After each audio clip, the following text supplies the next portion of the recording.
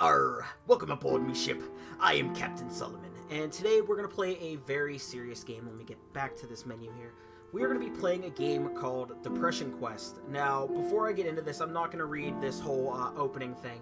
I have personally read it. I will let you guys, kind of read the quote there and stuff like that. Before I get into this, I just want to say that if you are easily triggered by, people that are suffering from depression, if you yourself are suffering and stuff like this, the triggers that for you, this might not be the video for you. Feel free to go watch my other stuff. My Katawa Shoujo Let's Play right now is going pretty strong. We're about 5 or 6 episodes in at this point, so feel free to go watch that. But I feel this is a topic and necessary evil that should be discussed. I personally believe I have depression. I can't prove it. I've never had the means to get medically diagnosed or anything like that, and that's something that a lot of people face. A lot of people that have depression can't seek the help that they need. So yeah, if you are triggered by topics such as this might not be the video for you. I suggest not watching. If you are suicidal or anything like that, please stop watching this video right now and stop doing what you're doing and call the Suicide Provention Hotline. I'll put the number in the description. If you need help, you should seek it. There are people there for you. There are people that care about you. I've never met you. Maybe I have, maybe I haven't. I don't know who's watching this right now. But people care about you, your family, your friends. There's somebody that needs you, I promise you. So don't be afraid to seek help. It is okay to seek help. You are not weak if you need help. Everyone does. So with that being said, I'm not going to read this whole, thing. The point of this game is to kind of illustrate depression in a light for people that may not have ever faced something like this. And then if you have, it's supposed to kind of show a comfort in the fact that you are not alone. You are not the only person that has this. So I don't know how long this Let's Play is going to be. I don't know how many of these we're going to play. But I felt it was necessary to tackle this game. So we're going to get into it. And let's see what happens, guys. It is early on a Monday morning. You are a mid-20s human being. You have a significant other named Alex, who you are rather fond of, that you have been seeing exclusively for the past few months. The rest of your social circle consists of a variety of friends and acquaintances, some of whom you've met at your day job, which is a little boring but pays the rent. You'd like to be doing more with your life, as would your parents, but you're still in the process of figuring out what that means and how to go about it. You are also dealing with motivation issues that sometimes make dealing with these things difficult. You feel like this is probably your fault, and on bad days can feel inwardly angry and down on yourself for being lazy. But you're not quite sure how you can break out of it, or how other people deal with these feelings and seem so very functional. You spend a lot of nights fixating or thinking about this, but never seem to do anything about it other than lose sleep. So you can click on these other options. So let's figure out about Alex. You met Alex through a mutual friend a few months back. The two of you hit it off pretty well the first night, and after a series of initially awkward dates, you finally became a couple, much to your surprise and excitement. Alex is 3 months younger than you are, and is currently a student with a part-time job and broad social circle. She's also got a wide variety of interests, and oftentimes you worry that you might be too boring for her. But she has been good at trying to reassure you that she's happy with you. Your relationship consists of a lot of nights and watching Netflix when you've both got time off work and she doesn't have classes, with the occasional social outing that she tends to have to talk you into attending.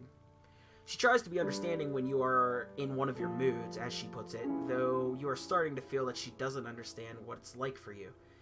And this is a source of tension in your relationship.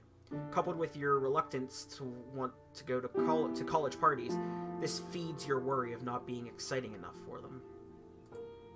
As somebody that, like I said, deals with depression, yeah, that is a tough thing to deal with, absolutely. Your social circle is made up of a few close friends, some of which you've known from high school and some from jobs that you've worked. You've also made various acquaintances through reluctantly going to social events with Alex, and you keep in touch with a few friends of friends that you occasionally run into. You also have several online friends that you talk to regularly that you feel less guarded with, possibly due to communicating from the safety of being behind the keyboard.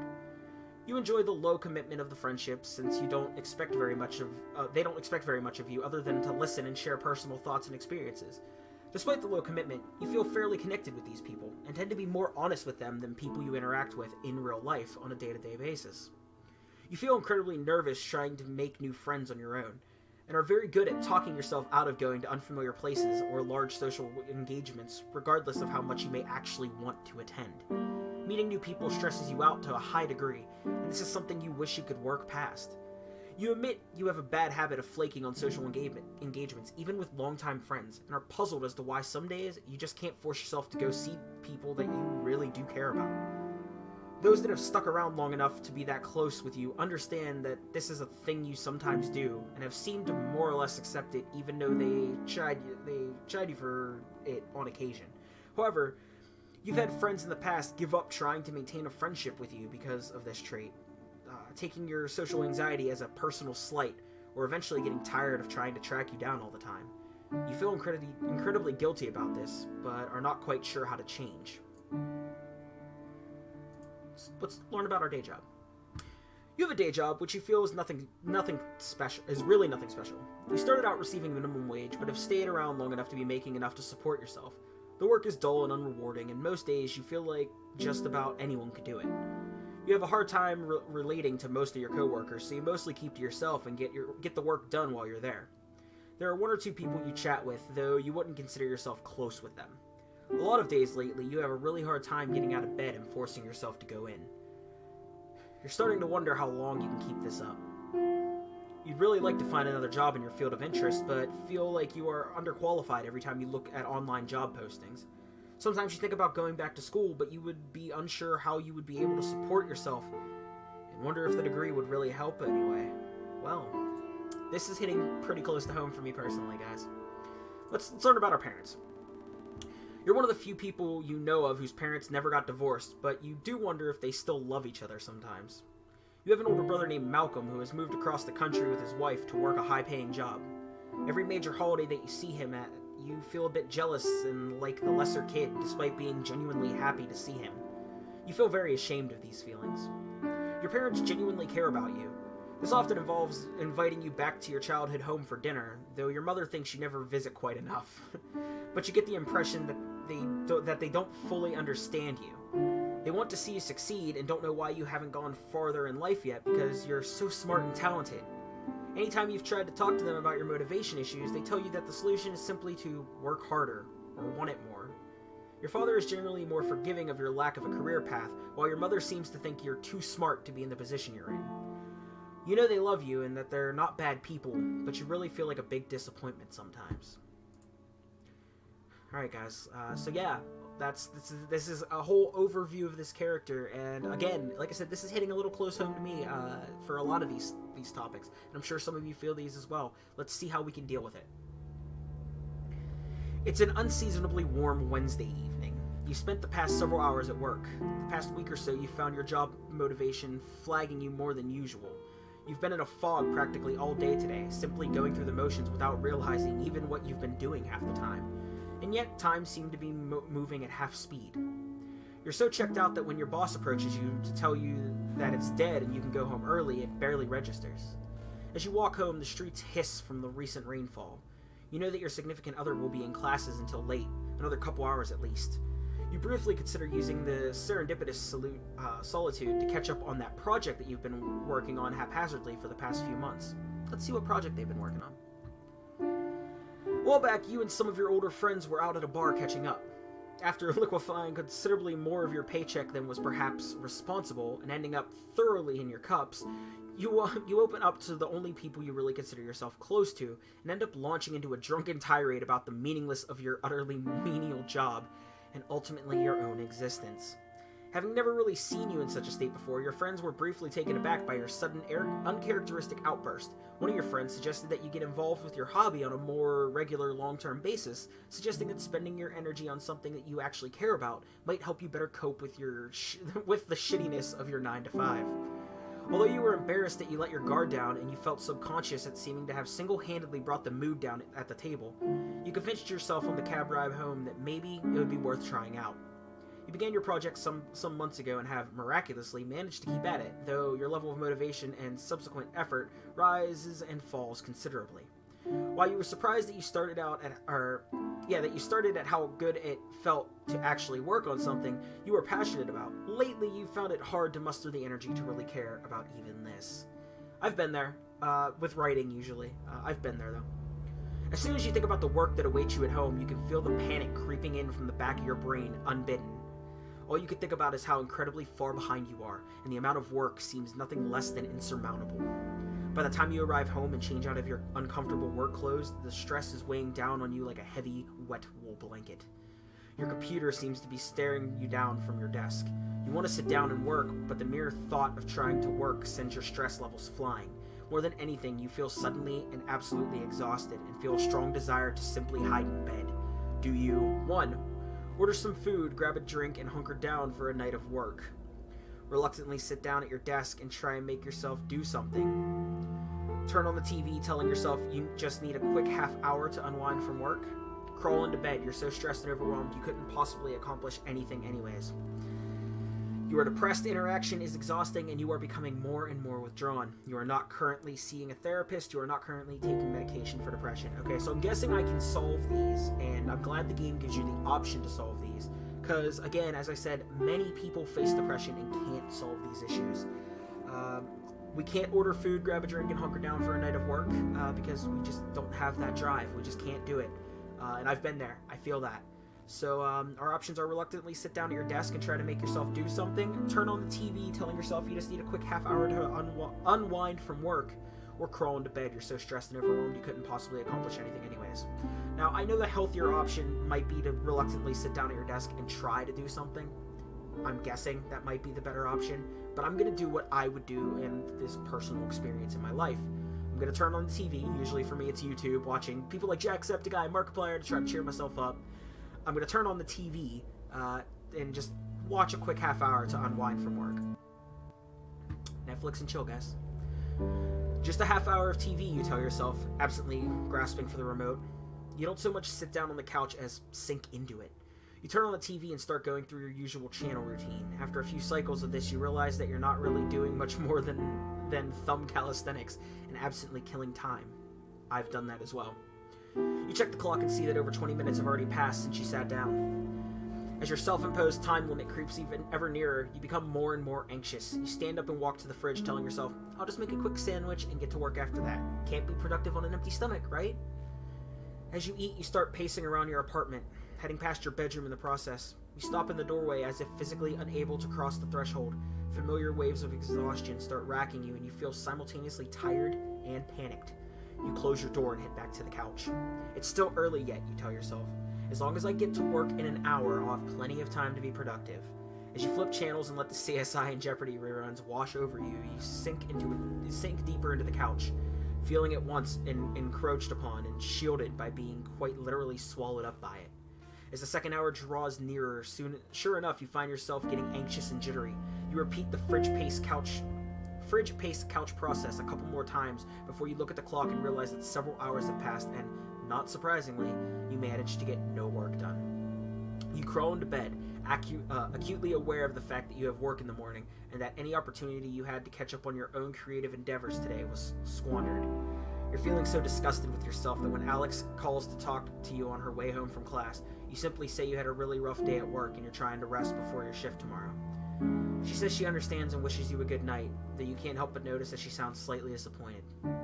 Ironically, the stress of potentially upsetting your partner compounds with the stress of not having gotten anything done this evening and the stress of having to go into work tomorrow. The buzzing of anxiety in your brain melts together with your body's utter physical exhaustion, and you sink into a hypogenic, anxious funk, too tired to try and work, but too anxious to fall asleep for several hours. Yeah, I feel that. You are very depressed. You spend a large amount of time sleeping, hating yourself, and have very little energy or motivation. That's what it feels like. Alright, it's mid-Friday afternoon. Alex calls you from one of her classes telling you that there's going to be a really awesome birthday party tonight at her apartment that one of her roommates is throwing. You've hung out with this roommate a few times with Alex, and you get along well enough, but aren't particularly close. You don't have work in the morning, and nothing else in particular to do tonight. You are feeling kind of run down, but you have been fatigued most of the time lately. You mention that you're feeling ill because you're not sure how else to explain those feelings to someone else, and say that you aren't sure that you can make it tonight. There's a second of silence over the phone, but you could swear you hear the sound of your partner's face fall. She tries to convince you anyway. You haven't seen her this week, and she sounds pretty insistent that you come over. She even drops a few suggestively worded hints that you can stay over with them tonight after the party. What do? Agree to go, or say that you're really just not feeling well and can't make it? Personally, I would try to be with the partner. It's really tough. Sometimes you don't feel like going.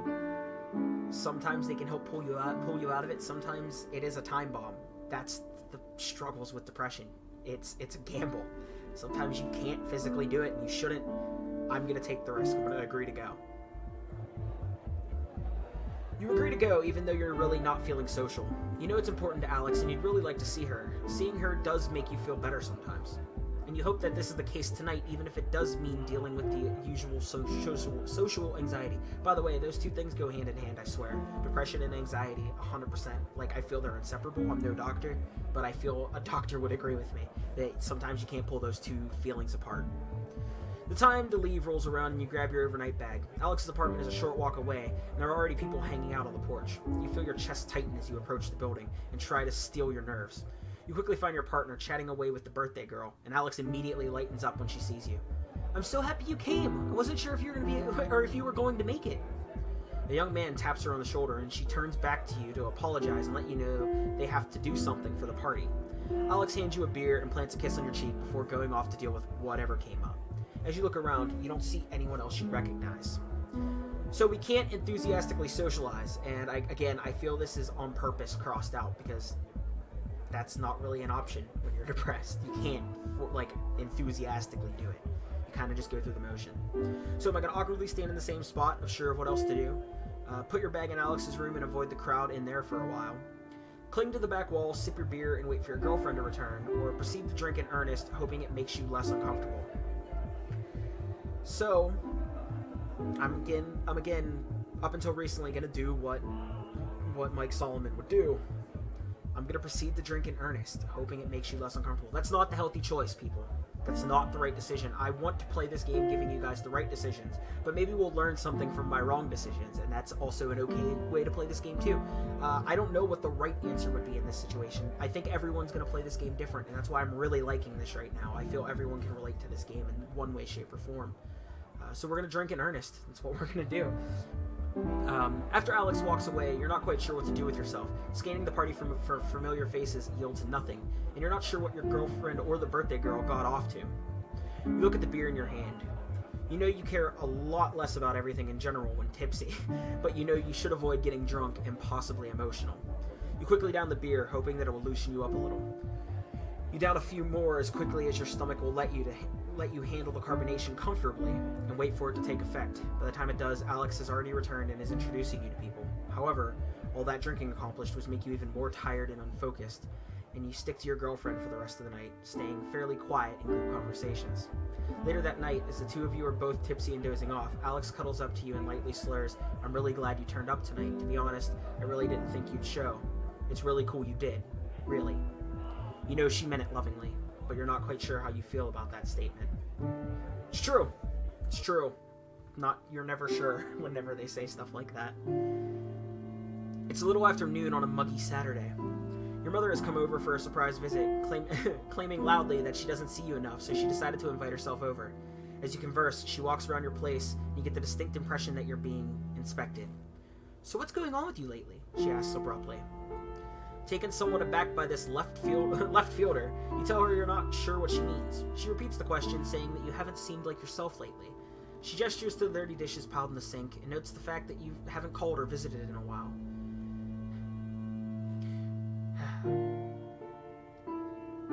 Your reticence only seems to spur her on more. She presses you, asking if you're having problems at work or with Alex, and you're beginning to feel increasingly battered by her sudden, well-meaning but overwhelming inquisition. Under her questions, you become increasingly uncomfortable. You want to be able to explain to her how you've been feeling, but the truth is, you're not really sure yourself. Nothing horrific has happened at work or with your significant other or friends or anything like that, but all the same, you can't deny that lately you've just felt drained, as though you're not really here.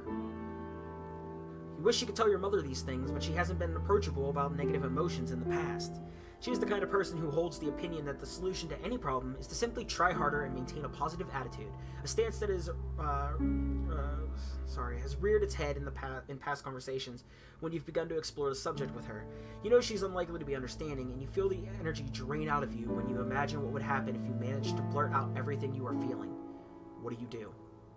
So the option of let her know you've been feeling down lately and that you appreciate her concern isn't an option. Maybe it's because we're too depressed. That could be a thing. It's just tough sometimes to talk to family and just tell them that. It's tough to just say it. It's tough to say that you're facing depression. I've only outright talked 100% about what I feel with one or two people in my life, and it's not comfortable. You even say it sometimes and you feel this encroaching agony like, oh, I shouldn't have said that. I screwed up. You haven't. You should reach out. Yes, sometimes people don't know how to take it, but you've got to try. You've got to reach out. There are people that care about you. So we can try to be honest with her anyway. We can tell her that everything is fine and thank her for asking, or we can change the subject. The way I would handle it, again, probably not the healthy option. I know me, though. I'm going to tell her that everything's fine and thank her for asking. I'm okay, Mom. Really. Thanks for worrying about me. Your mother looks at you from across the room with furrowed brows, and you wonder if the tone in your voice was the least bit convincing. She slightly opens her mouth as though she was about to say something more, but instead she digs through her purse for her cell phone, having apparently decided against it. Well, as long as you're okay, honey, her voice trails. As your mother returns to what amounts to more or less small talk, you realize that this part of the conversation has happened a lot recently. Someone will express concern for you, or ask if you're okay out of seemingly nowhere. You tend to find that it's simpler to just declare that you're okay and then find the right words rather than find the right words for complicated or murky feelings. Besides, none of them are in reaction to a specific event. Maybe you really are okay and just complaining about nothing anyway. Sometimes when you insist that you're okay to those who ask, you have to wonder if you're trying to convince them or yourself. Maybe I shouldn't have played this game because, wow, I'm feeling this one, guys. I'm feeling this game. It is a lazy Sunday morning. You are idly clicking around online as your phone rings. Sam, a coworker of yours that you're friendly with, asks how you are and makes hurried small talk with you. You typically only ever talk to him on the phone when one of you needs a shift covered, so it's slightly awkward. You're waiting in anticipation for him to ask you to come in on short notice when he veers the conversation in a completely different direction. How do you feel about cats? He asks. Mine had kittens a few weeks ago, and I'm having an awfully hard time finding a home for the last one of the litter. You don't have any pets, right? It takes you a moment to process this new information, and you're caught off guard as he begins to earnestly try to sell you on the idea of taking the last kitten off his hands. It's not something that you had specifically considered before, and he seems fairly insistent. She's a real sweetheart, really loves people. She's got all her shots already taken care of, and the vet said she's healthy as a horse. I'm gonna bring her over by your place tonight if you're interested. She's a cat. As healthy as a cat is what I'm looking for, not a horse, people. Trying to lighten the mood. You look around your apartment and try to picture a cat in it as he continues to tell you about how cute she is. You tell him that this is all kind of sudden, and that you don't have anything for the kitten set up here. Oh, don't worry about that. I can bring over a litter box and food and all that since you'd really be helping me out in a fix. It's the least I could do. I just don't want to have to put her in a shelter. You can't help but feel like you're being guilt-tripped, but you decide to give it some serious consideration. It does get awfully lonely around your apartment, and it might feel less empty with a cat around. However, since you've been feeling so down, it might not be a good idea to take on the responsibility of a cat, even if they are fairly low maintenance. What do? I could take the cat knowing full well that you could take great care of it. I could decline even though you'd totally be capable of taking care of it. You're just not much of a cat person. I can't do either of those.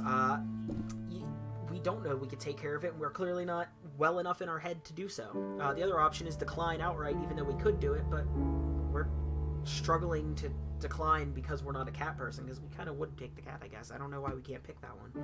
We could either become a cat owner, we could use the companionship. Decline, you're not in a good enough place to be taking on more responsibility right now, or decline, you don't like cats. Well, I do love cats. But but if I was living by myself and not in my situation I was in, I probably wouldn't take the cat. I do feel you should take the cat. I feel they're really low maintenance. Maybe it's not for everybody, maybe I'm wrong here, but I feel people could probably take care of a cat. It's really, you just gotta clean litter box, feed them a couple times a day, that's it. You'll be fine. I'm gonna decline though, because I don't think I'm good enough for that. I'm sorry, I just can't right now. I hope you find a good home for her. You sit through a few more sales pitch statements that border on guilt trips and rebuke them with fabricated excuses about your landlord not allowing pets before your coworker gives up and thanks you anyway. You wish him luck in finding a home for her, and as you hang up, you feel pangs of guilt as you imagine him having to put her in a shelter. You wonder if the chance of the kitten ending up in a shelter was worse than the chance of you being unable to care for an animal, and you feel pretty awful about yourself regardless. Your apartment's emptiness feels a lot more palpable suddenly, and you wonder if you could have pulled it off. You consider getting a pet in the future after more careful consideration and preparation. The next day at work, you run into your coworker and breathe a sigh of relief as he informs you that he was able to find a good home for the kitten. She's probably way better off than she would be with me, you think. It's true. It's the way I would think. It's late Friday afternoon, and quitting time is just around the corner. A bright, clear day is giving way to a still, temperate evening. You can hear your coworkers all around you anxiously making plans for their evening and weekends, but you're really looking forward to just going home and resting after what's turned out to be a very long and taxing work week. Just before the end of your shift, you get a call from Alex. It seems a group of your mutual friends are heading out to a nearby pub for dinner and drinks to celebrate at the end of the week, and they want to know if you'd like to come along. You tentatively tell her that you're emotionally exhausted from the work week, and a social outing like that would just take too much out of you today. You encourage her to go and have a good time, since you know it's been a while since she's gone out with her friends, but the effort feels futile since you know that she isn't going to go without you. A couple hours later, the two of you find yourselves in a familiar position, on the couch, watching comedy shows on Netflix, a box of pizza open on the coffee table in front of you. As you look across the couch at her, you start to feel anxious. You feel bad about effectively forcing the two of you to stay in tonight, again. While you are always appreciative of your partner's efforts to take your feelings into account and help make sure you're socially comfortable, you sincerely worry that you're holding her back from enjoying a more fulfilling relationship. Oh boy. While she does seem to enjoy spending time with you as the two of you sit in comfortable, almost contented silence watching old shows you've seen 2 or 3 times before, your ever-increasing fear that your relationship is becoming one-sided weighs more and more heavily on you. You feel more than ever like a burden or a ward to her, and it's virtually impossible for you to see what value you could possibly offer to her in return. Worst of all, this nagging fear has made you feel more self-conscious than ever, withdrawing ever inwards, and you've started to pull away even from Alex herself. What do you do? The answers that are crossed out are, you know, despite the bad times, your girlfriend sincerely loves you. Relationships are a two-way street, and you resolve to always be there for her like she has been there for you. You can't do that. Tell Alex how important she is to you and enjoy your evening. You can't do that either in your mindset. Ask Alex if she's happy with your relationship, or don't say anything. You're already worried about her being upset with you.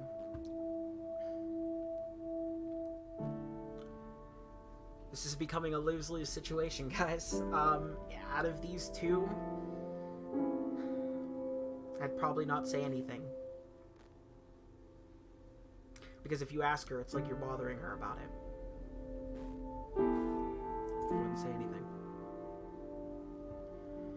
This is far from the first time you would have had this conversation with her, and it's one that plays out the same way every time. You explain your fears of being worthless. She tries to tell you that she doesn't see you that way. You insist that she is biased or just being nice to you because she's your girlfriend, and she gets frustrated. It never resolves. Nothing new is ever said, and rarely do you feel reassured by it. Occasionally, she tries to broach the subject, trying to discover why you feel like this about yourself. This always makes you feel nervous. You're sometimes convinced that the only reason she's still with you is because she doesn't know how awful you really are. As time has gone on, you've gotten more comfortable trying to express bits and pieces of your insecurities to her, but it still causes you to feel very on guard, and it's not a conversation you have for too long without worrying you're going to scare her away. The weight of an unspoken, unresolved issue in your relationship joins you in the room for a little while, but you dare not pick at it for the rest of the night. Yeah, that's a thing you do. That's a fight you have. play. It's a breezy Sunday afternoon. You've allowed Amanda, an old friend from school that is in town for the weekend, to talk you into leaving the house for coffee and catch up. You meet her in a small cafe and talk about what you've been up to since you've last seen each other, and you can't help but feel like they are a lot more accomplished and interesting than you while you are listening to them talk about their life after school.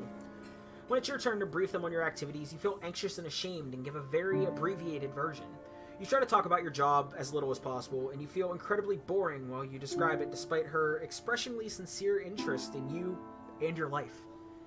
Amanda has known you long enough to read your mood and tone of voice. She leans in to ask a question while gently touching your hand, a look of genuine concern on her face. What's wrong? Do you suggest to change your location and confide in her honestly? No, we can't do that. Test the waters and open up a little, hoping she'll understand. Insist that nothing is wrong and change the subject. Defensively ask what she means by that, or notice that your hands are shaking. Well, I don't get shaky. I just get quiet. That's my go-to. So we're not going to go with 5. We say we've known this person since high school, and I'm assuming based on it that we're probably, it did say we're an old friend, so I take it we were pretty close at one point is my hope. When it's somebody I don't catch up with often, my personal go-to is to, if they are someone I was once close with, I do test the waters. I feel maybe it's just me, but it's easier to talk to somebody I don't talk to much and try to say, hey, I'm just kind of facing these troubles.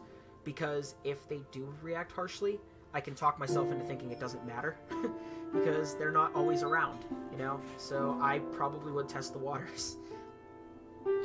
Though you find it hard to lay out how you're feeling lately to other people, you decide to test the waters on opening up to Amanda. She's always been easy to talk to, and you feel like it's possible that she might be understanding of what's been going on with you, even if you think it doesn't make sense sometimes. You begin to dance around the subject, dipping your toe into the pool to test the water. Surprisingly, she catches on quickly and is even able to guess what you may say next. She asks the right questions, leading you to elaborate on your emotional state. You apologize profusely the entire time, feeling like you're being obnoxious, but she reassures you that you aren't burdening her. Amanda reveals to you that her mother suffers from clinical depression, and that she has spent many nights talking her through very similar feelings. She mentions that therapy and medication have helped her tremendously, and suggests you give it a try. You fight it and feel somewhat like a charity case, but she tells you that she'll get the number of her mother's therapist and email it to you as soon as she can. Afterward, conversation drifts back to small talk and shared hobbies, and you spend a pleasant afternoon together. For the rest of the day, you find yourself wondering if therapy or medication can really help you, if you have an illness or are simply complaining too much. Remember horror stories you've heard about antidepressants. You're not sure about what you'll do if she remembers to email you the number for the therapist, and you secretly hope that she'll forget about it, so you can avoid dealing with it all. Yeah. Yeah. It's a glaringly sunny Monday, and one of the few days that your brother Malcolm is in town and free long enough for you two to actually see each other. You have a dental appointment that day, but you make plans for him to pick you up afterward. Your appointment takes a little longer than expected because your dentist tells you that you started grinding your teeth in your sleep to a worrying degree. Given how nearly everything in your life has been feeling enormous and stressful lately, that doesn't come as a surprise to you. She suggests that you try to reduce your stress levels and fits you for a night guard. It feels awkward and too big for your mouth, and you feel embarrassed looking at your puffed out face in the mirror with it in.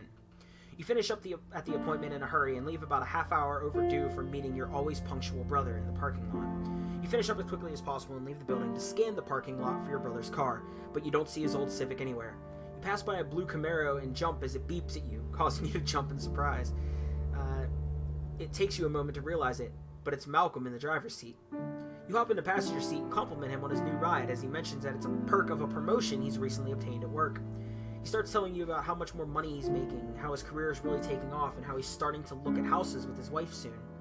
You clutch the bag containing the night guard in your hand and feel yourself clench your teeth as you think of your crummy apartment and how long it's been since you've been able to take a day off work without having to worry about making ends meet. He's only 2 years older than you, but it feels like he's eons ahead of you in every other aspect of your lives. So, he asks, how did your appointment go? Did you get drilled full of holes or what? A sense of shame creeps over you. Tell him about the night guard and why you need it. Lie, tell him it was a routine cleaning, or tell him about your tooth grinding problem, but not the stress causing it. I'd probably lie. I'm gonna be honest, that was a routine. It's fine. Don't worry about it. Oh no, just a cleaning. Your voice trails off as you stare out of the passenger side window, head resting on your hand. There's a brief silence, and you can feel your brother's eyes on you. You hear him take a breath, preparing to say something, then hesitate. Though you may not be exceptionally close anymore, you know that you can tell you're holding something back. You brace yourself for probing questions you really don't have energy to answer. Hey, why don't we get something fancy for dinner? My treat. You feel like a little kid again, being looked after by your big brother. As part of you perkles up and feels pathetic for this, but the larger part of you that is stressed out, exhausted, and grateful for the familiar comfort of family. Malcolm never presses you further that night and takes your mind off things for a while. It's a dry Sunday morning. You grab your morning coffee and sit down at your desk to check your email. A new message pops up in your inbox almost as soon as you do. It's from Amanda, and you remember your meeting in the cafe and awkwardly bringing up your feelings to her. Subject: Hey, buddy. Hey, sorry it's been a few weeks. I meant to get this to you sooner, but it took a while for me to get a hold of my folks back home. Dad told me to say hi, by the way. Anyway, I remember that we talked about last time. I saw you, and I hope you aren't insulted, but I asked my mom for the number for a therapist. Don't worry, I didn't tell her who it was for. I think she's worried about me now, though.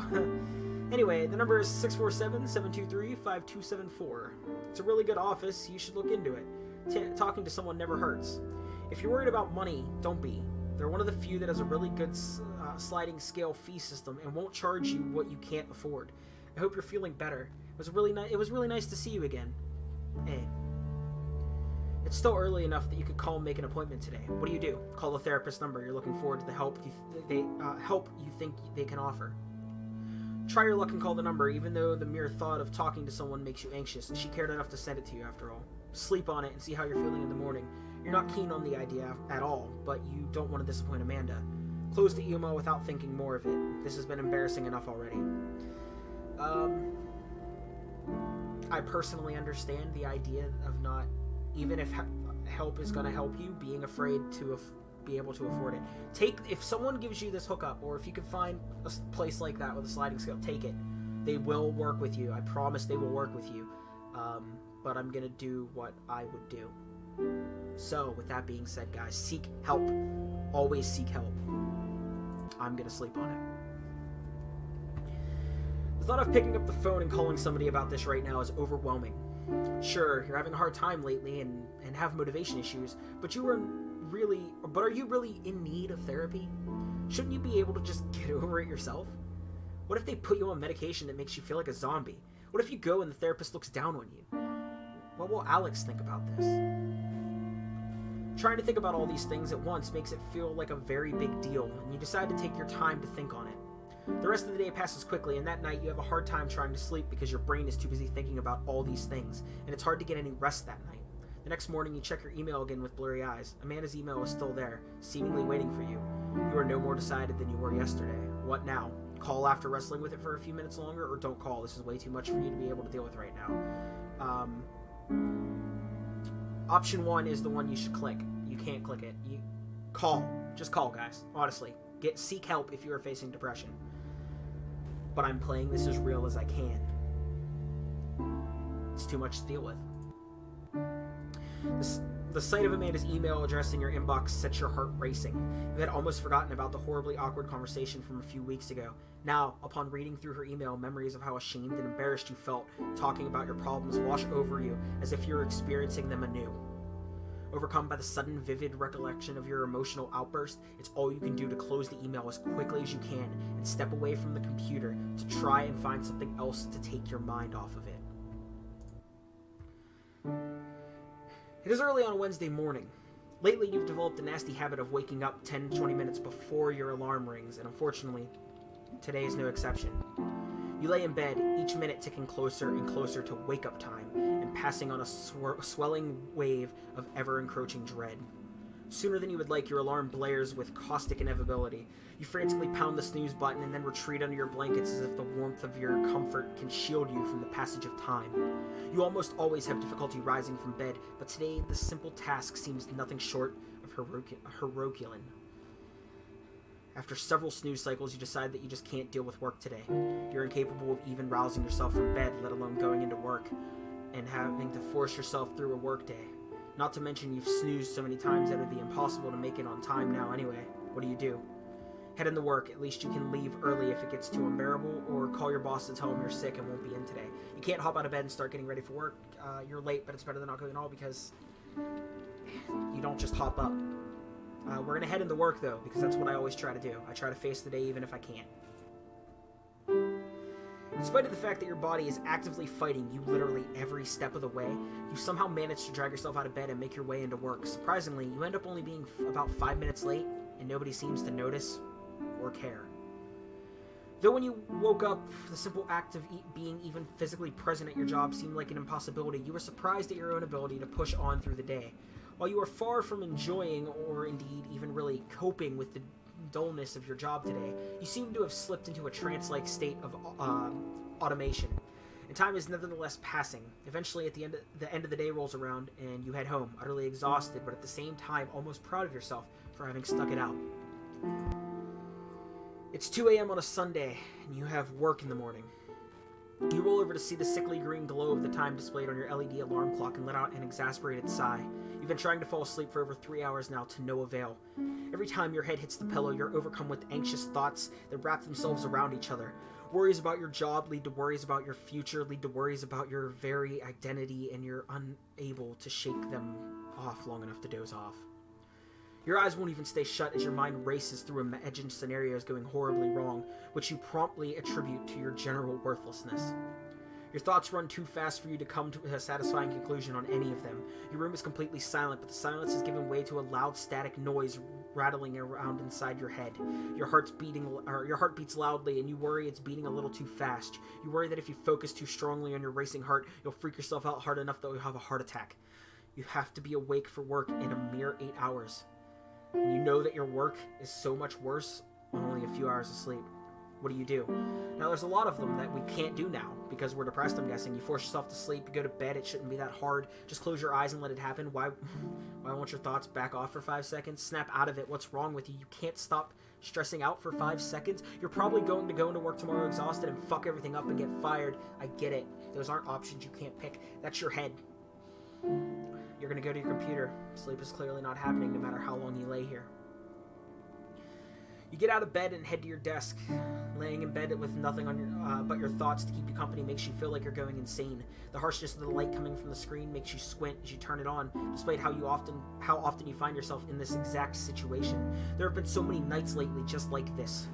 As you begin reading a news story, an online friend of yours IMs you, but no one uses that, so it's probably Facebook Messenger. Attic is apparently the friend's name. You're up late again, I see. Yeah, can't sleep. Again. Thinking too much again? they spelled thinking wrong, which is fantastic. You guessed it. Want to talk about it? You end up talking with Attic for quite some time about how you've been feeling. He's always been easy to talk to about personal matters, and then added security of talking online helps. Being able to rethink what you say as you type it out and check it before you send it out helps you gather your thoughts, and you find it less intimidating in a way to type it all into a prompt than to say it out loud. I don't want to be that guy who thinks they can diagnose something because I read a Wikipedia article, but it kind of sounds like you might have depression. You should talk to someone about that. Like a doctor. You pause. You're not sure if it's how tired you feel or being frustrated from mentally eating away at yourself earlier in the night, but what he says rings true. Maybe you should see a doctor about this. We could do some research and see if there's a good doctor near you. It's not like you're going back to sleep anytime soon anyway. Might as well do something while you're awake. This is just a low night. I am normally able to sleep and I don't have depression, but thank you for your concern. We're not allowed to send that, but that's probably what I would try to say. No, that's okay, or it can't hurt to talk to someone, I guess. I would probably say that it can't hurt to talk to somebody. My friends online would probably get to me, I think. Oh, okay. Let's find you a doctor then. Just remember, there's nothing wrong with having depression. You won't be ashamed to have bronchitis or something, so there's no reason to be ashamed if your brain's that sick and sad. See, that's a good way to view it, guys. If you have depression, seek help. It's fine. It's just another sickness, guys. It really is. You Google around with Attic, and after a bit of searching, you find a doctor that has gotten really good reviews. You recognize the number as the same one that Amanda had emailed you a few weeks back, and feel a bit ashamed for failing to do this sooner. You make a note of it and tell Attic you plan on calling her in the morning before work. You end up going to bed after that with a slight sense of accomplishment. You tuck yourself into bed with the thought of maybe feeling better soon on your mind. You try not to get your hopes up as you drift off to sleep. You groggily grab your morning coffee and sit down at your desk to check your email. You notice the note you left yourself a few days ago with the therapist's number on it. You've been somewhat putting off calling her purely out of nervousness, but you feel like you should probably make the decision to do it or throw the note out and stop stressing yourself about it. What do? Get it over with and call the therapist's office, or throw the note out. Who are you kidding? The one we can't do is call the therapist's number. You're looking forward to the help, because you're usually not looking forward to the help, guys. You're afraid of it, especially when you're, like, dealing with this shit. And I'm gonna, again, play how I've played my whole life. The right answer is to call the therapist. Always call the therapist. I'm throwing the note out. That's what I would do. You stare at the note for a long while before crumpling in your hand and throwing it out. Therapy is for people with real problems, not whiners like me, you tell yourself. Even if you did think you were worth the resources, you don't know if you could actually bring yourself to dial the number and say the words out loud. Somehow, that would make what you're feeling seem that much more real. If you don't call, some part of you feels like it makes it that much easier to pretend it all isn't happening. Maybe that's for the best, you think. If you could just shove it all down and try to ignore it, you could struggle through the day and hopefully someday just get over it. Opening up is painful, and you're not sure if dredging all of this sewage out of your mind will even have a positive effect on you. The therapist would probably laugh at you anyway. It's a chilly Thursday night, and you've just gotten off work. This has felt like one of the longest days you've faced in recent memory, even though nothing exceptional had happened. A ton of minor things kept going wrong, and coworkers had tried your patience throughout the day. You considered leaving work early, but the last thing you wanted to do was deal with your insufferable boss on top of everything else. You're lost in thought on the commute home, and your feelings of frustration both with your life and the world around you build as you run into minor annoyances, like someone bumping into you really hard as they walk by. By the time you get home, you're exhausted, and in a moment of metacognition, you realize that if you don't snap out of it, you're probably in for a long and trying night as well. These pent-up feelings aren't dying down and are eating at you. You open your front door and stare at your apartment. An overwhelming feeling of exhaustion overcomes you, and you feel that your energy levels are low enough that you'd likely settle into a single activity tonight. What do? You can't just shake it off. That's not an option. I'm gonna say that every time it comes up. It's just not an option, guys. Reach out to someone close to you, or don't burden anyone with your problems. Distract yourself. Reach out. Always reach out. But I don't burden people. What you really want more than anything is to turn your brain off and just disappear for a while. Yeah. You sink resigningly into your couch and start playing video games, but you can't seem to focus on what's happening on screen. You cycle through a few different games, but tonight everything seems either too tedious or too aggravating for you to play more than a few minutes. A few of your online friends invite you to play a game with them, but the prospect of having to talk, let alone cooperate with other people, seems incredibly unpleasant. You decide to give the video games a rest for the evening, though you worry that you've offended your online friends with your next conversation will be awkward because of it, giving you yet another source of stress weighing down on you tonight. You boot up Netflix and cycle through some of your favorite shows and movies that you flagged as wanting to come back to, but again, nothing seems to be able to hold your attention. You feel what can only be described as mentally fidgety, like there's an unscratchable itch somewhere on your brain that is becoming increasingly hard to ignore. You send off a quick text to Alex, hoping the conversation will help pull you out of your head long enough to relax, but you know she's in class tonight, and the chances of her replying are slim. You head into the kitchen for food and come out with not so much a sandwich as just peanut butter on 2 pieces of bread. You pace anxiously around your apartment while you eat, irritated both by whatever this nerve-wracking feeling is and by your ability to just ignore it and unwind. Your evening is filled with half-successful attempts at distraction, and you ultimately head to bed late, head filled with static. It's a Wednesday evening, and you're visiting your parents' house for a holiday. It's one of the handful of times during the year you drive out to visit your old hometown, and you've seen random people you had gone to school with around town. Whenever bumping into them, the usual short versions of what you've done since graduating are exchanged. You've gone through a few of these today and have been very aware of how much you feel you haven't accomplished. When you were in high school and you had much larger plans and you feel like you failed to manifest most of them. Even if you had managed to, you've largely lost interest in what you thought you wanted to do growing up. Now you're not really sure what you want to do, and you felt like you're lacking the ambition or drive to figure it out. Everyone you've caught up with seems so much happier than you, and they've got their lives all figured out, and you've kind of been feeling like a failure by comparison. Your brother Malcolm arrives with his wife in tow shortly before you all sit down to dinner. He's been traveling for his job lately, and you haven't seen him since the day he picked you up from the dentist. Your parents haven't seen him since before then. During dinner, they all catch up, and Malcolm talks about the amazing things he's done on the road. Your mother turns to you and asks what you've been up to since you've seen them last. Oh, same old, you say. Nothing really new going on. Your mother makes a face. Oh, nothing new? How long are you planning on staying at that job of yours? What do you say? Tell them about the exciting new job you're gunning for? Lie and tell them what they want to hear, that you're actively looking for a more prestigious position. Admit that you don't know what you want to do, or excuse yourself to the bathroom. I don't like to leave the table because it seems more shady and more suspicious and like there's more wrong, so I'd probably just be like, I don't know what I want to do. Actually, you start sheepishly. I'm not really sure what I want to do right now. Your mom puts down her fork. So what, you're planning on living the way you do for the rest of your life? How would you afford a house on that paycheck? What about kids? Your father interrupts, slightly placing his hand over your mother's. It's okay, Linda. Let the kids be what they are. There's nothing wrong with not knowing what you want to do in your 20s. I didn't get into construction until I was nearly 40. Your mother looks across the table at you, unsatisfied with her husband's reasoning. I don't think it's normal for someone at that age to not have a path. You need to think hard about it, or you'll never make anything of yourself. Mom, come on, Malcolm interjects. This emotionally exhausts you. You want to tell her that you're thinking hard, and that not knowing what you're doing with yourself bothers you more than it could ever bother her. That sometimes it feels like you're lost in the woods, and that if you were to drop dead in your apartment, the world wouldn't notice. You want to make her understand that, more often than not, you feel like an alien. Like there isn't anywhere in this world that feels like a place where you belong, and you have no idea how to fix it or what to do.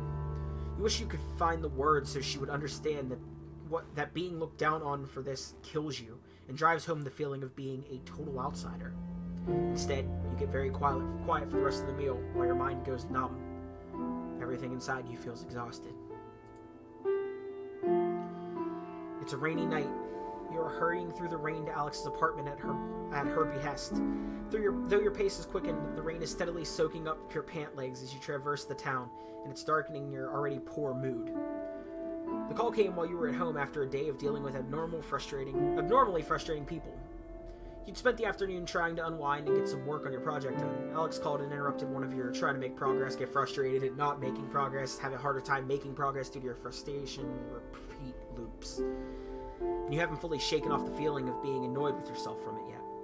You knock on her door, and on the third knock, hear the voice call from further in the apartment to come on in. As you cross the threshold, dripping rainwater all the way, you notice that the lights are turned down very low in the apartment. You squint to navigate it as you clutch to your damp umbrella, but end up hitting your shin on a side table, mumbling a profanity under your breath. You barely make out Alex emerging from the hallway, clad in what looks like to be a robe with the bare skin of her legs peering out underneath. Why don't you come in and warm up? She asked in her designated, slightly cheesy, sexy voice. After a beat of silence, she states more naturally, my roommates are out of town this weekend, so I thought it might be nice to have a little fun while they're away. You appreciate her affection, but you're too wrapped up in your own negative feedback loops to be in the mood right now. What do? Let go of your stress and be intimate with your girlfriend? Try to unwind with her before getting physical. Suggest you do something else instead. Tell her you're not in the mood. My go-to is usually to try to unwind, and then maybe it will turn to that. But this is another thing with depression. You don't always have that drive anymore. That's sometimes not a thing you're shooting for. We're going to go with suggest you do something else instead, because you want to spend time with her. It's not going to be the right answer. There is no right answer there. You look at her standing, barely lit, and notice there's a few candles scattered around the apartment. It occurs to you that she had tried to make this night special for the two of you, so you decide to put aside your bad mood and simply be with her. Even though you have a tight knot of antisocial frustration in your stomach, seeing how much she cares takes the edge off your bad day. You approach her and hold her. This is wonderful. Thank you for doing all this, you tell her, kissing her on the forehead. I've had such a bad day, and seeing how you care like this makes life feel a lot less heavy. She smiles at you, and the two of you kiss.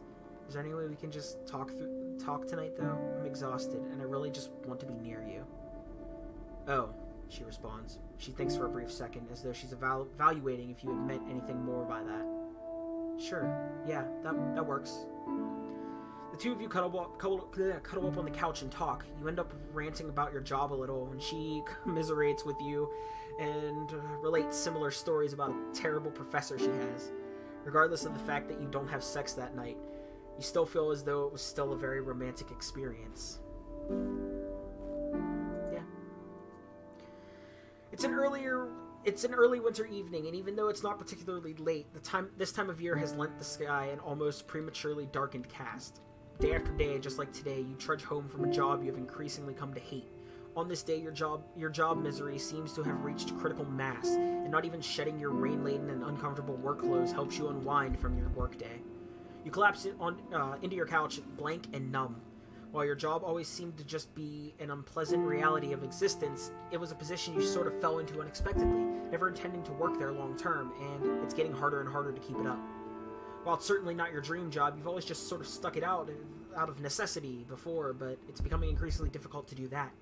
Though you couldn't even begin to imagine what else you could do. You find yourself face to face with a question you just can't ignore.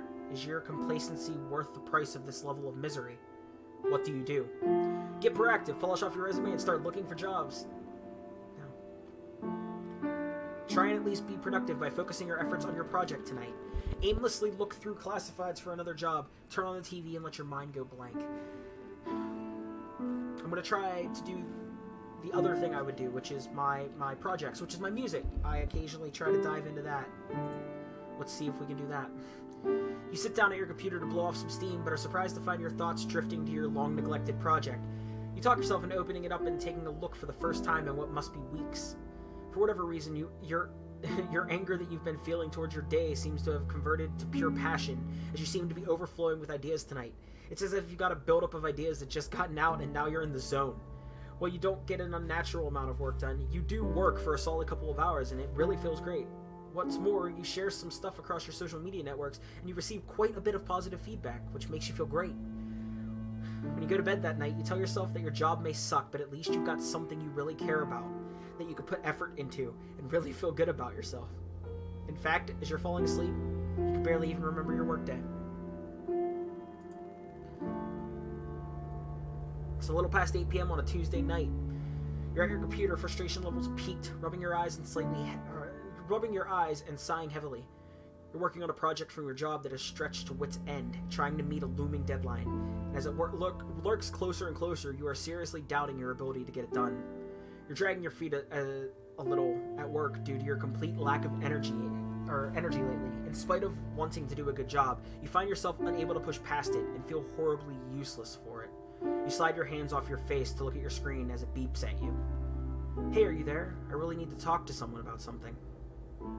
You feel like you're getting nowhere with your current task and could possibly use a break. However, you know that you have a history of getting distracted and then losing motivation to pick something back up again afterward. What do? Do we tell Attic you're busy? Do we try to regain your focus and not answer, or answer Attic? I'll tell you what I do every time I answer.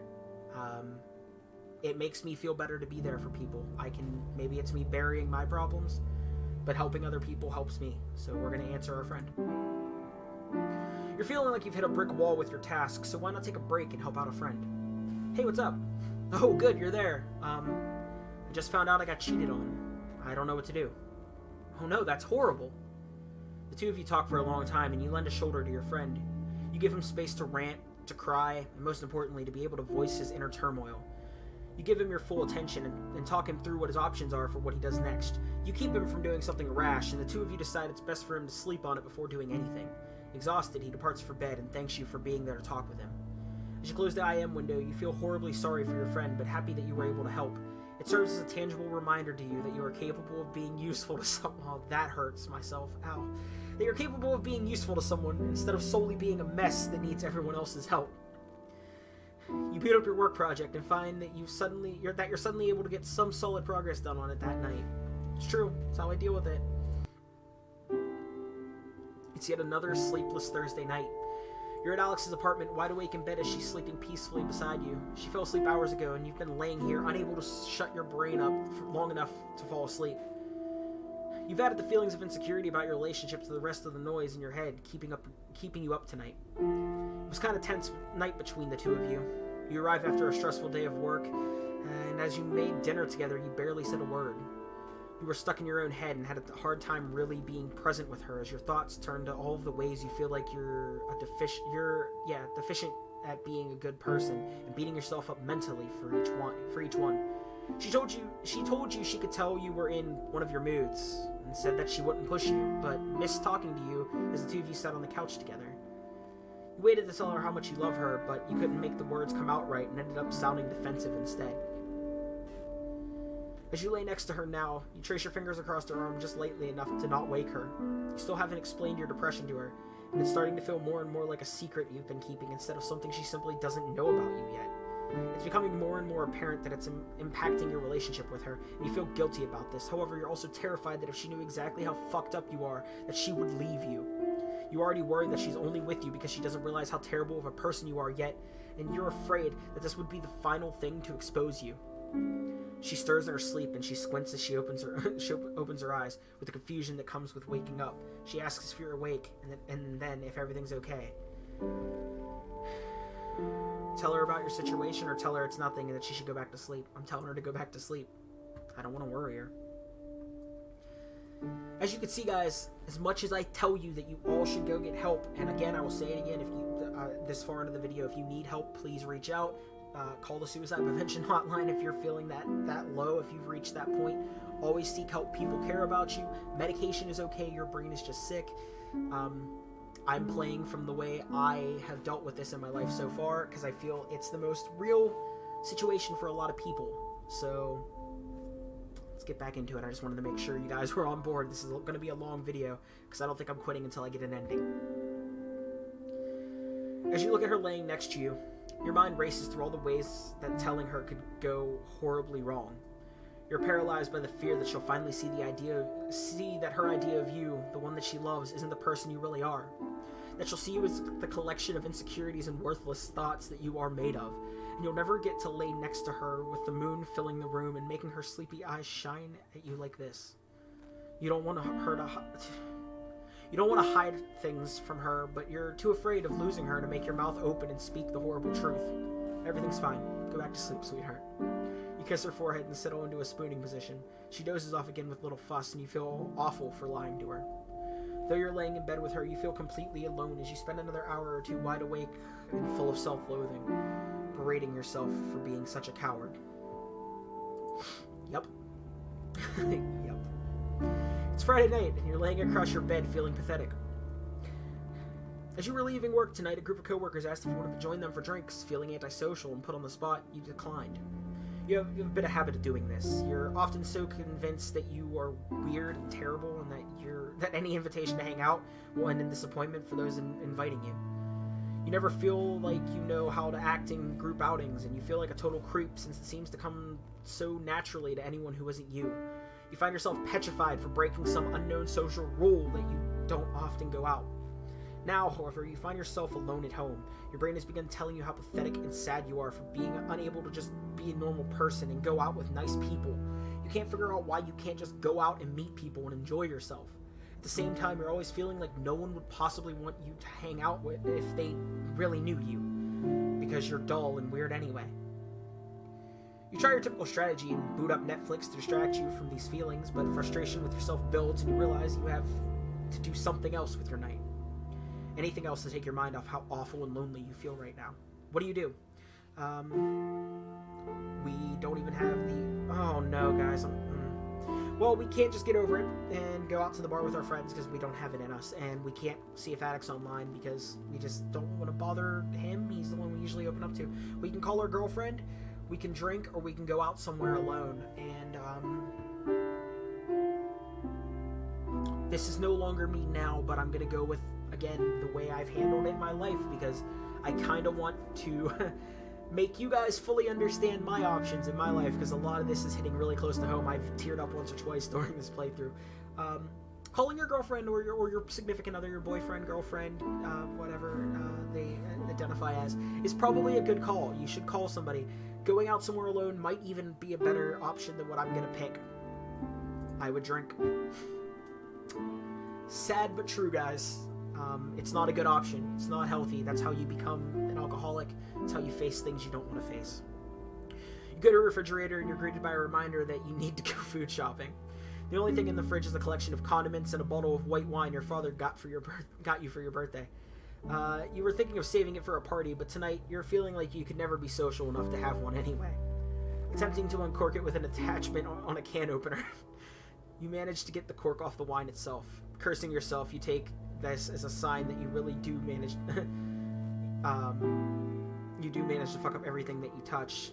Deciding against using a glass, you bring the entire bottle with you into your room and drink it in earnest, hoping that this will take the edge off the anger you feel towards yourself and dull your emotional state. You quickly down the bottle, spitting out bits of cork as you go. Yeah, I've been there.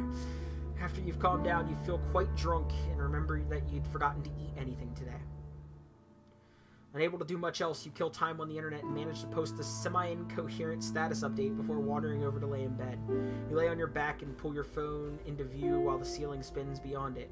You drunk dial Alex and the phone rings multiple times before going to voicemail. Since it's Friday night, you assume that this means she's out partying with her friends, and you leave an embarrassing voicemail apologizing for not being cool and fun enough to go out with her on nights like this.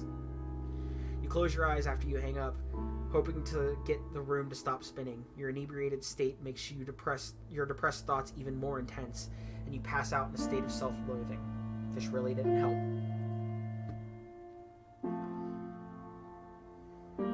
As you can see now, by the way, we are deeply depressed, and even activities you used to enjoy hold little or no interest for you, and you exist in a near constant state of lethargy. It's what it feels like. When you get this dark and low, it's what it feels like. It's a cold Saturday afternoon. You just arrived at Alex's apartment, and you're happy to finally see her after a week of absence due to your schedule not lining up due to work and school. You hug her in the doorway, but she breaks away sooner than normal and sits down on the couch as you take off your sneakers and lay them in the usual place, right next to hers. There's something I was hoping we could talk about, actually, she says. You feel anxious at hearing these words and move to take a seat on the couch. Your heart starts to race. Is this one of those we need to talk situations? Has she finally had enough of your baggage?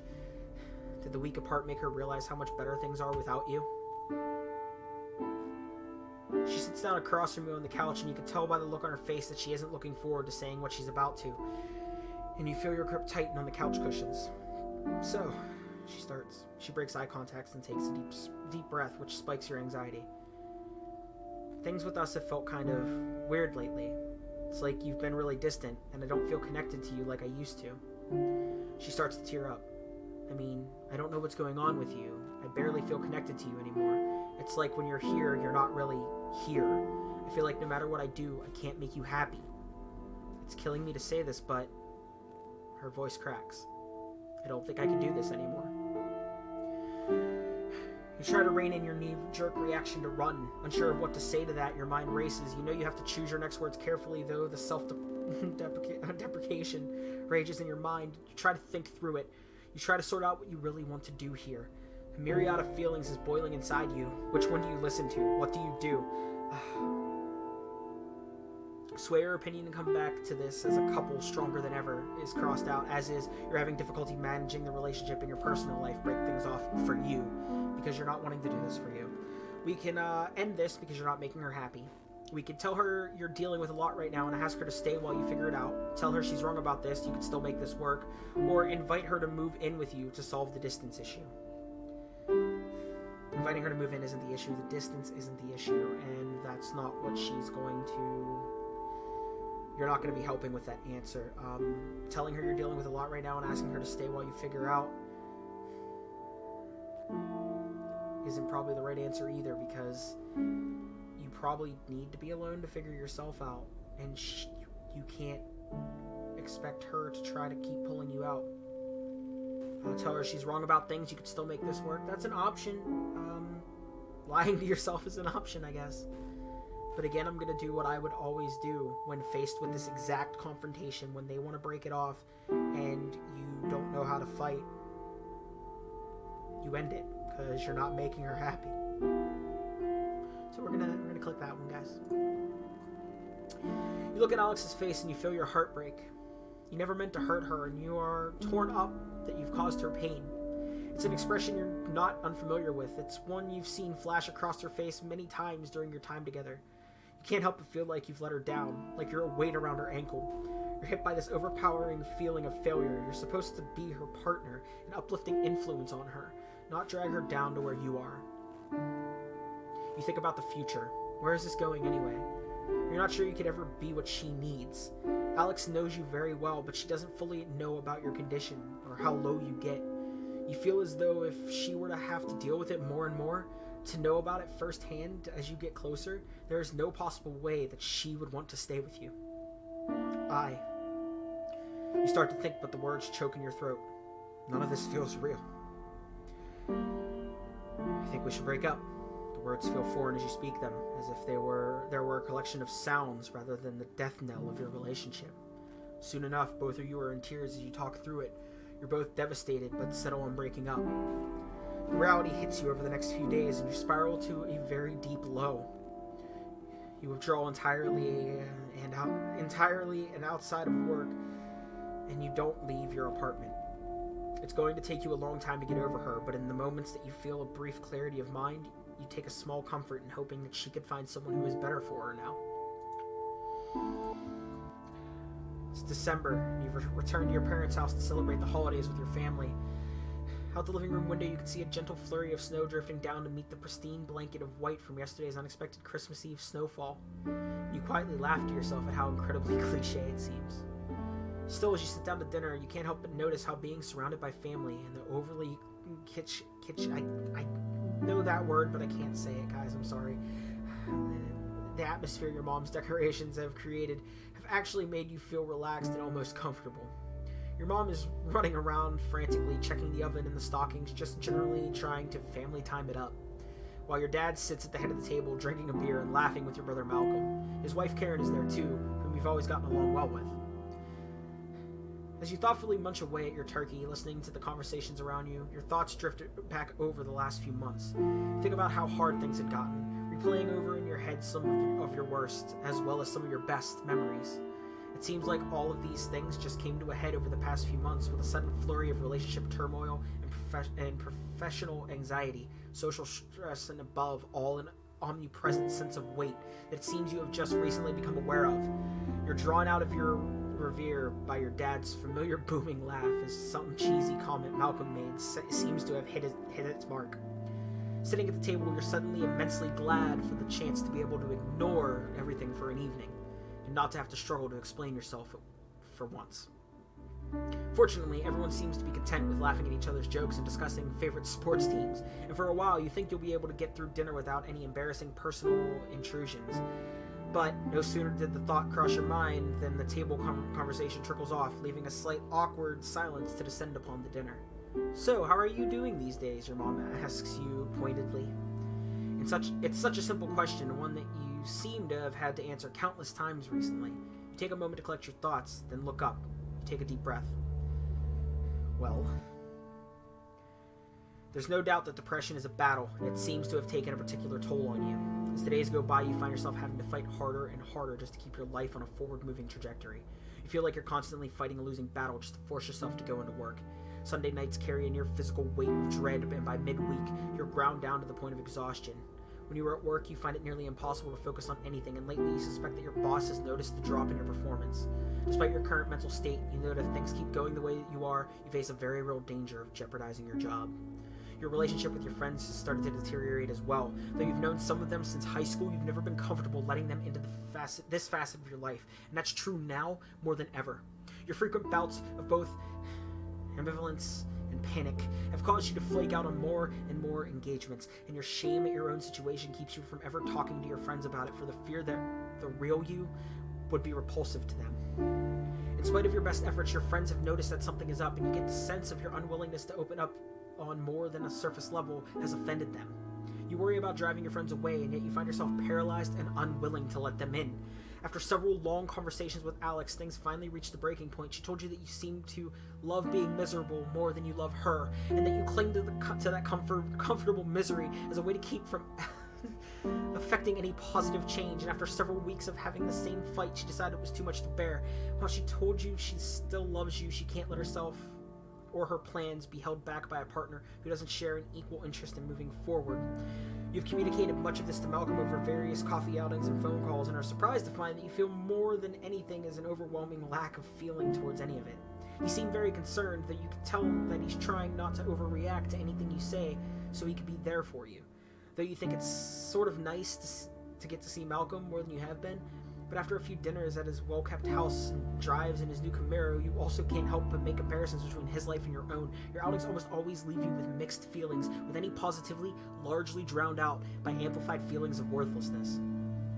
Poring over the events of the past few months is, even now, exhausting and defeating. Looking at the person you were mere months ago is almost surreal. It feels like a completely different person living a completely different life. You find it difficult to even begin to think about the prospect of your future when your present is so emotionally exhausting. You've gone from a person who had goals and plans to someone who lives largely day to day, expending all his effort just to get from AM to PM. Looking across the table at your mother, you feel suddenly drained, unable to go through another one of those conversations. You simply clear your throat and awkwardly try to change the subject. So we're going to enter the epilogue here, guys, and after we read the epilogue, I'm going to kind of talk about my feelings about this game and everything else. We really want to thank you for taking the time to play Depression Quest. We realize it may not be the most enjoyable game you've ever played, or even the easiest, and we sincerely appreciate your involvement. Like Depression itself, Depression Quest does not have an end, really. There is no neat resolution to depression, and it was important to us that Depression Quest's own resolution reflect that. Instead of a tidy ending, we want to just provide a series of outlooks to take moving forward. After all, that's all we can really do with depression, just keep moving forward. And at the end of the day, it's our outlook and support for people just like you that make all the difference in the world. Thanks again. I'm not going to click the credits, but again, I want to thank the people that created this game for making this game. I don't think they'll ever see this. I can't imagine they would. But, yeah, so that was Depression Quest. This was, again, I was playing through not the healthy choices. You should always, if there's a way for you to seek help, you should seek help. You should always reach out to somebody, whether it's a friend, a family member, again, whether it's finding therapy, whether it's finding a medication, getting help, through meds. There's different answers and different answers for different people. There's sometimes, one or the other isn't the answer. Sometimes you need both. Sometimes you do just need one. And I think if you can, you should take the opportunity to seek out those options. There are doctors that are willing to work with you. You can get affordable medications. There are ways to find help. Therapy people, there are people that have sliding scales that will work with you, and you can pay what you need to. And I've known many people that have gotten therapy or medication, and that's what's got them through. That's what's keeping them here. I know it's tough to face that if you have depression, but it is the right thing to do. My playthrough here was I played the way I would day-to-day live, the way I have day-to-day live, and that's not the healthy way to do it, guys. You should seek help. I'm in the process of doing that myself, and that's why I wanted to play this game now with my outlook, so you could see, like, that's the way to live. You don't want to feel worthless every day. You don't want to be living day-to-day just working your job like a mindless zombie. I feel that on a very serious level now, and it's tough. So what you need to do is seek help if you can. There are people you can go to. Again, I'm gonna, just in case you have reached that lowest of lows, I'm gonna put the Suicide Prevention Hotline number in the comments or in the description below this video. Call it if you need it. Knowing that you've watched this and this video helped you will make me feel better. I hope that if you don't have depression and you've sat through this whole video, it's got to be over an hour by now, that you've taken a look and understand what it's like for someone with depression. It's not easy. You don't just shake it off. It hits you and it weighs you down, and it's an anchor. And it's okay to seek help to free yourself from that weight. It's okay. So yeah, again, if you have depression, please seek help. Do it. Do what you can to get by it. And yes, there are differences between just having a bad day and depression. But this is what it's like with depression. This is not I didn't get my homework done in time. This isn't I had a bad day at work. This isn't I stubbed my toe before, when I woke up this morning. This isn't that. This is the psychological feeling of inadequacy, of not being good enough for people, to be afraid to even try to socialize because you're different and you're weird and they might not get you. It's a tough burden. It really is. But I hope that you guys can seek the help you need. I'm not going to end this with my normal Captain Solomon stuff. I feel that will pull away from the serious meaning of this game. But I've been Captain Solomon. I've been Mike. In case you need you want to feel that personal connection, guys. I hope you enjoyed. I know it was just a lot of reading, but I hope if you just listened in like a podcast that maybe you took some of it in, and maybe this in the end helps you to seek help. Seek help, guys. It's okay. People are there for you. Thank you again so much for watching or listening, and we'll get back to the fun games next game, guys. So I'll see you guys later.